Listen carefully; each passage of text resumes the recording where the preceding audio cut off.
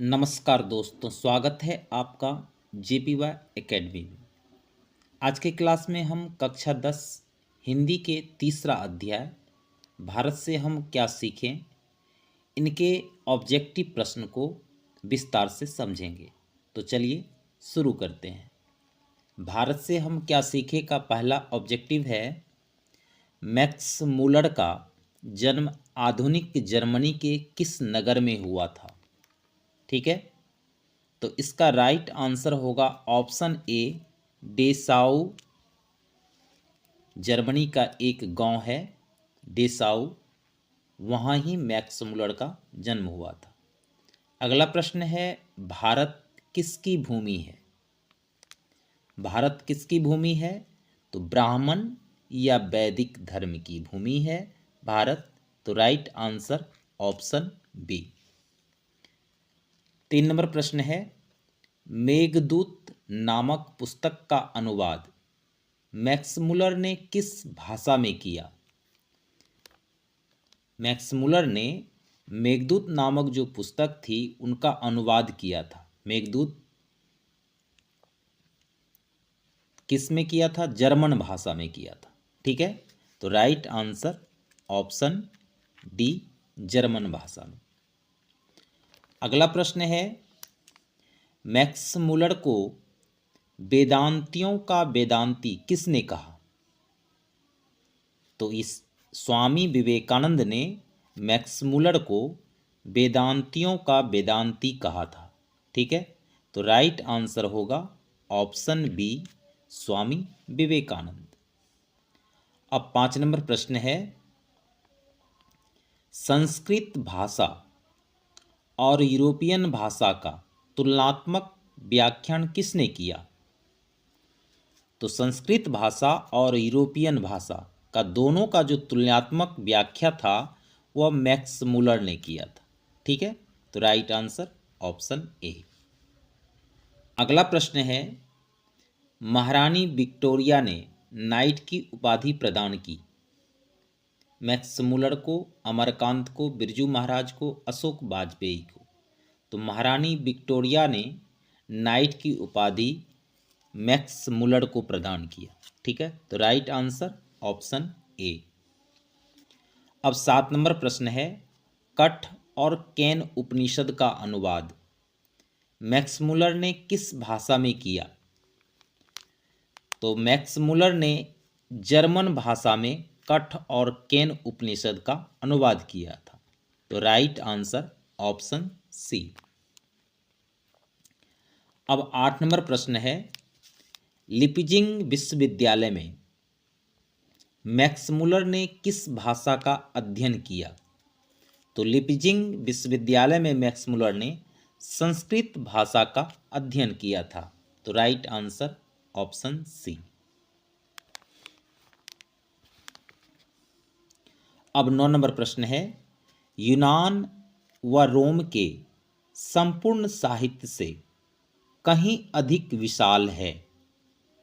Option है संस्कृत भाषा और साहित्य, उर्दू साहित्य, जर्मन भाषा और साहित्य, रूसी भाषा और साहित्य। तो राइट आंसर होगा ऑप्शन ए, संस्कृत भाषा और साहित्य जो है यूनान व रोम के संपूर्ण साहित्य से कहीं अधिक विशाल है। अब 10 नंबर प्रश्न है,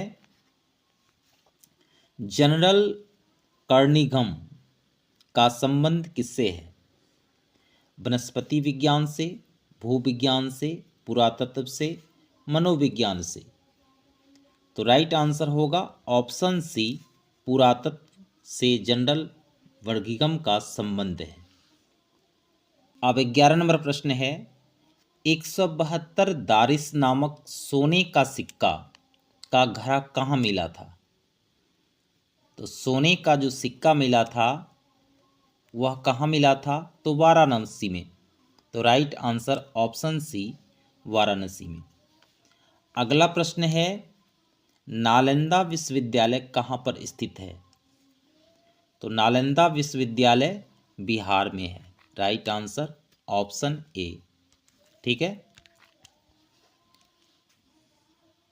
अब 13 नंबर प्रश्न है, भारत से हम क्या सीखें कि रचनाकार कौन है। तो भारत से हम क्या सीखें, इनके रचनाकार हैं मैक्स मूलर। निर्विन्स विद्या का संबंध किससे है। निर्विन्स विद्या का संबंध किससे है। तो राइट आंसर ऑप्शन सी, मानव विज्ञान से। 15 नंबर प्रश्न है,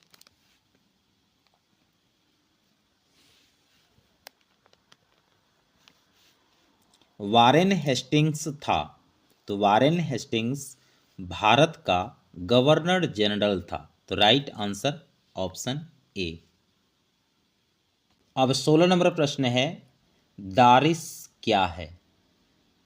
तो दारिस जो है सोने की प्राचीन कालीन सिक्का है।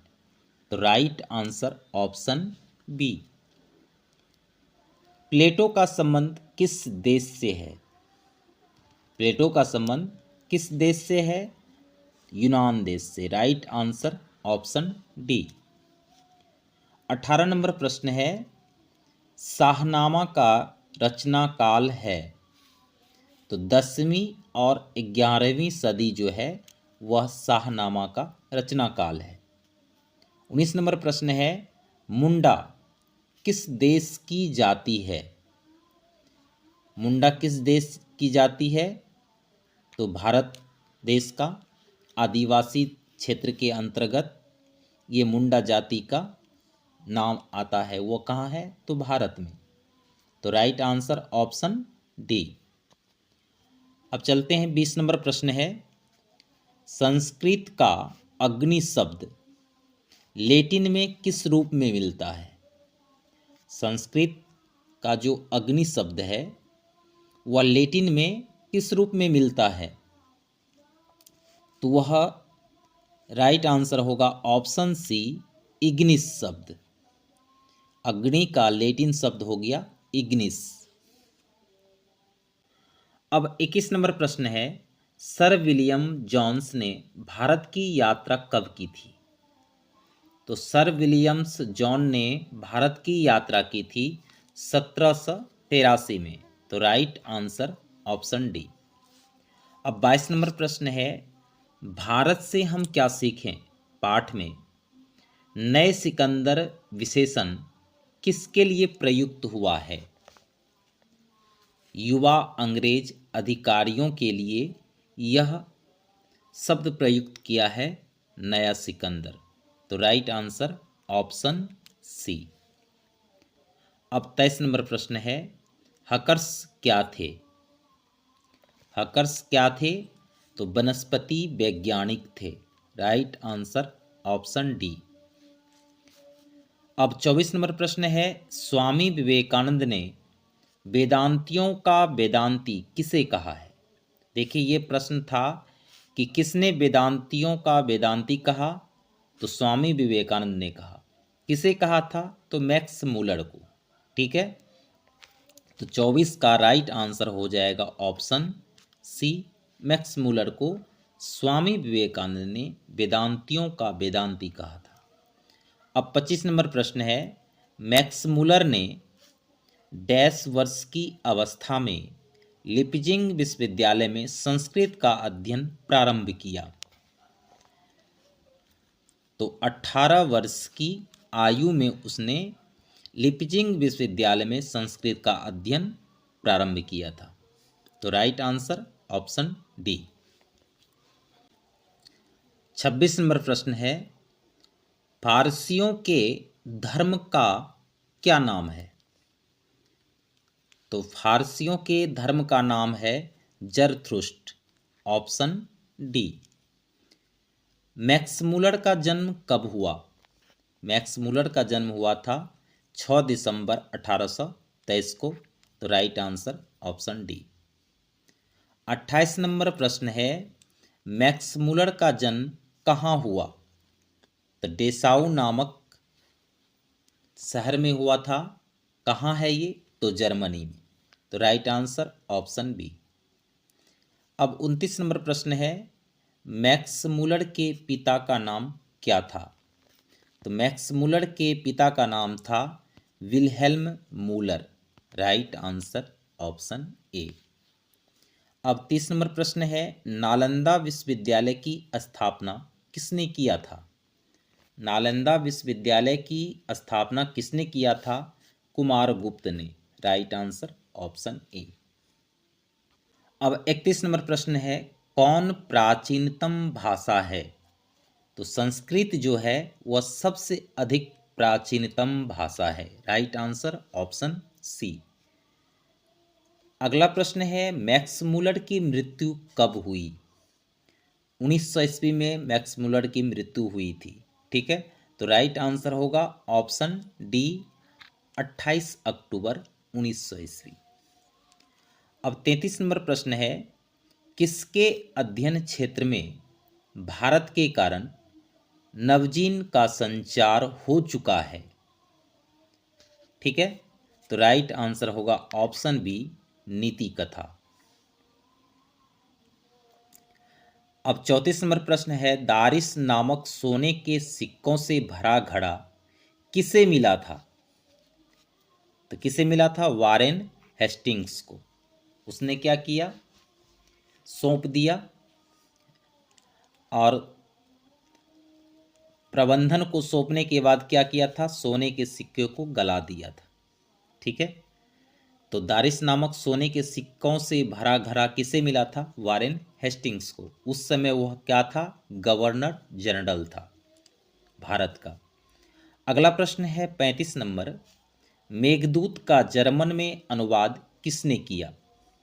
मेघदूत का जर्मन में अनुवाद किसने किया था? तो मैक्स मुलर ने किया था।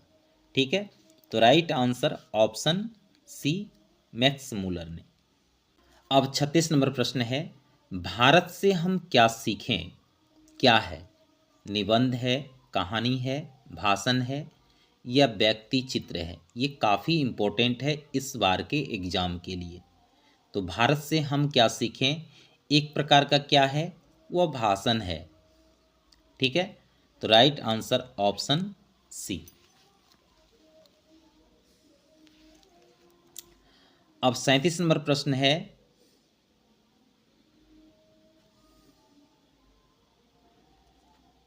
मैक्स मुलर के अनुसार सच्चे भारत के दर्शन कहाँ हो सकते हैं? मैक्स मुलर के अनुसार सच्चे भारत के दर्शन कहाँ हो सकते हैं? तो ग्रामीण क्षेत्रों में। भारत का जो ग्रामीण क्षेत्र है वहाँ पर सच्चे भारत के दर्शन होते हैं। ठीक है, तो राइट आंसर ऑप्शन सी, ग्रामीण भारत में। तो 37 का क्या हो जाएगा? सी। अब 38 नंबर है, प्लेटो और कांट थे महान दार्शनिक, नाविक, सैनिक या वीर? तो क्या थे? महान दार्शनिक थे। कौन? प्लेटो और कांट। अब 39 नंबर प्रश्न है, हितोपदेश का जर्मन भाषा में अनुवाद किसने प्रकाशित करवाया? तो मैक्स मुलर ने। अब 40 नंबर प्रश्न है, मैक्स मुलर ने कालिदास की किस पुस्तक का जर्मन भाषा में अनुवाद किया? तो मैक्स मुलर ने कालिदास का मेघदूत नामक बुक था, उनको उन्होंने क्या किया? जर्मन भाषा में अनुवाद किया। तो राइट आंसर ऑप्शन सी। 41 नंबर प्रश्न है, दक्षिण भारत में द्रविड़ भाषा परिवार की कौन सी भाषा अधिक प्राचीन है? तो Tamil. Right answer option A. अब 42 नंबर प्रश्न है, पुरानी स्लावोनिक भाषा में चूहे को क्या कहते हैं? तो माइस। Option D right answer. Max Muller ने सर्वविध संपदा और प्राकृतिक सौंदर्य से परिपूर्ण किस देश को माना है? भारत को। Right answer option C. ज्ञातव्य का क्या अर्थ है? ज्ञातव्य का क्या अर्थ है? इसका अर्थ होता है जानने योग्य। Right answer option A. अब 45 नंबर प्रश्न है, मैक्स मुलर कौन सी भाषा में बाल्यकाल में ही निपुण होकर कविता लिखने लगे थे? तो लैटिन भाषा। ठीक है। अब 46 नंबर प्रश्न है, भारत को कैसे स्वप्नदर्शियों की आवश्यकता है? भारत को कैसे स्वप्नदर्शियों की आवश्यकता है? तो सर विलियम्स जोन्स। ठीक है। अब 47 नंबर प्रश्न है, मैक्स मुलर ने मानव सभ्यता का मूल स्रोत किसे माना? वैदिक तत्व ज्ञान को मैक्स मुलर ने मानव सभ्यता का मूल स्रोत माना। तो आशा है कि यह वीडियो आपके बोर्ड परीक्षा की तैयारी में मददगार साबित होगा। अगर वीडियो पसंद आए तो कृपया लाइक सब्सक्राइब करना ना भूलें। धन्यवाद।